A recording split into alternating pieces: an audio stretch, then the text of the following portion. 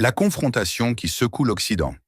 Trump, l'Ukraine et la révolte silencieuse norvégienne. Les tensions sont à leur comble. Dans le bureau ovale, Donald Trump et Volodymyr Zelensky se sont récemment affrontés dans une réunion électrique qui a fait trembler les fondations même de l'Alliance occidentale. Mais ce qui a vraiment choqué le monde, c'est la décision fracassante prise par Trump juste après, la suspension immédiate de toute aide militaire américaine à l'Ukraine. Cette guerre est un massacre sans fin, a déclaré Trump. L'Ukraine doit négocier maintenant. Cette décision brutale a créé une onde de choc traversant l'Atlantique. Et c'est depuis les fjords du Nord qu'est venue la réponse la plus inattendue. Dans un geste qui pourrait sembler anodin, mais dont les implications sont profondes, Halbach Bunkers, fournisseur norvégien de carburant, a annoncé qu'il cessait d'approvisionner tous les navires de la marine américaine. Cette décision, bien que symbolique, pourrait être l'étincelle qui enflamme une nouvelle ère de relations transatlantiques tendues. Mais pourquoi ce petit pays scandinave défie-t-il la première puissance mondiale? Et plus important encore, est-ce le début d'une fracture européenne face à la nouvelle politique ukrainienne de Trump? Plongeons au cœur de cette crise émergente. La Norvège, membre fondateur de l'OTAN, a toujours été un allié fidèle des États-Unis. Mais cette alliance est aujourd'hui mise à l'épreuve. Le boycott d'Halbach Bunkers n'est pas une action gouvernementale. Le ministère norvégien de la Défense a rapidement précisé que les relations officielles avec Washington restaient inchangées. Mais le message symbolique est puissant.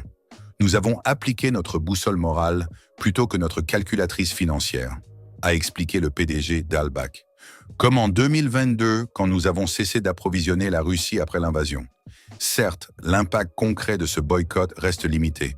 Les 4 millions de litres de carburant fournis annuellement par Halbach à la marine américaine représentent une goutte d'eau pour une flotte qui consomme des quantités astronomiques de carburant. Pour vous donner une idée, un seul destroyer américain peut consommer entre 100 000 et 1 million de gallons par semaine. Le carburant retenu par Halbach permettrait à peine à un destroyer de parcourir 2 allers-retours entre la Californie et Hawaï. Mais ne vous y trompez pas, ce n'est pas la quantité qui compte, c'est le précédent qui est créé. Cette situation est d'autant plus fascinante quand on examine l'histoire de la Norvège. Ce pays a lutté pour maintenir sa neutralité pendant des décennies. Lorsqu'il a gagné son indépendance en 1905, la Norvège a promis de rester neutre dans les conflits internationaux. Mais l'histoire en a décidé autrement. Pendant la Première Guerre mondiale, pressée par les Britanniques et ciblée par les sous-marins allemands, la Norvège a perdu plus de 800 navires et 3500 marins. Puis lors de la Seconde Guerre mondiale, malgré sa neutralité déclarée, le pays a été envahi par l'Allemagne nazie en 1940. Ces expériences traumatisantes ont conduit la Norvège à abandonner définitivement sa neutralité après 1945, devenant l'un des 12 membres fondateurs de l'OTAN. Sa position géostratégique et ses immenses ressources énergétiques en ont fait un allié précieux pour l'Occident. Et parlons justement de ces ressources énergétiques, car elles sont au cœur du paradoxe norvégien actuel. Depuis la découverte de ces gisements pétroliers et gaziers, la Norvège a brillamment géré cette manne. Au lieu de dépenser tous les profits immédiatement, le pays a créé un fonds souverain colossal pour financer les retraites futures, avec une règle stricte limitant les prélèvements annuels à 3% du capital. Mais voici où l'histoire devient vraiment intéressante. Lorsque la guerre en Ukraine a éclaté en 2022, l'Europe dépendait à 40% du gaz russe. Face aux sanctions contre Moscou, qui a vu?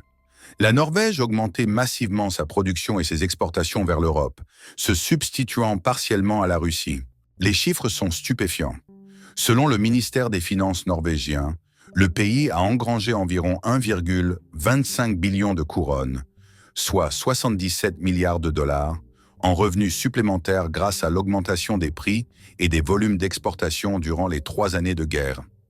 Un montant presque égal à l'ensemble de l'aide fournie par tous les pays européens de l'OTAN à l'Ukraine. Face à ces profits extraordinaires, la Norvège a certes promis une aide de 135 milliards de couronnes, 12 milliards de dollars, à l'Ukraine entre 2023 et 2030. Mais jusqu'à présent, seulement une fraction a été versée. Cette disproportion flagrante entre les bénéfices tirés indirectement du conflit et l'aide fournie n'a pas échappé aux autres pays scandinaves. Le Danemark et la Suède, qui n'ont pas profité économiquement de la guerre, ont pourtant fourni une aide proportionnellement plus importante. Plus troublant encore, Jens Stoltenberg, ancien Premier ministre norvégien et secrétaire général de l'OTAN pendant 10 ans, a constamment exhorté les membres de l'Alliance à augmenter leur soutien à l'Ukraine. Mais depuis qu'il est revenu à la tête du ministère des Finances norvégien, son propre pays n'a pas significativement augmenté ses contributions. Revenons maintenant à la situation actuelle. La décision de Trump de suspendre l'aide américaine à l'Ukraine pourrait être catastrophique pour Kiev. Selon l'Institut de Kiel, les États-Unis représentent environ 30% de tous les dons à l'Ukraine, avec un accent particulier sur l'équipement militaire et les munitions. Souvenez-vous de la seconde moitié de 2024, quand l'Ukraine a réussi à pénétrer en territoire russe et à occuper une partie de la région de Koursk. Cette opération audacieuse n'a été possible que grâce aux armements occidentaux, notamment américains. L'administration Biden avait même autorisé l'utilisation de missiles à longue portée, comme les ATACMS, pour frapper des cibles stratégiques en territoire russe. Si ce soutien crucial venait à disparaître, l'Ukraine pourrait rapidement se retrouver en difficulté face à la machine de guerre russe, qui, malgré ses revers, reste une force redoutable. La Russie a récemment testé un nouveau type de missile balistique à moyenne portée sur l'Ukraine, démontrant sa capacité à menacer toute l'Europe. La distance entre Kaliningrad, l'enclave russe en Europe, et Londres n'est que de 935 miles, à portée directe des missiles russes. Si les États-Unis se désengagent de l'Ukraine, ou pire, remettent en question leur engagement dans l'OTAN, l'Europe devra urgemment repenser sa défense collective. La France a déjà proposé d'étendre sa dissuasion nucléaire au reste de l'Europe.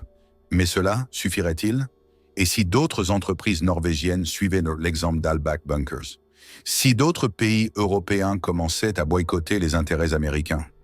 Les États-Unis pourraient être contraints de reconsidérer leur présence militaire en Europe, ce qui affaiblirait considérablement l'OTAN face à la Russie. Nous sommes peut-être à l'aube d'un bouleversement géopolitique majeur.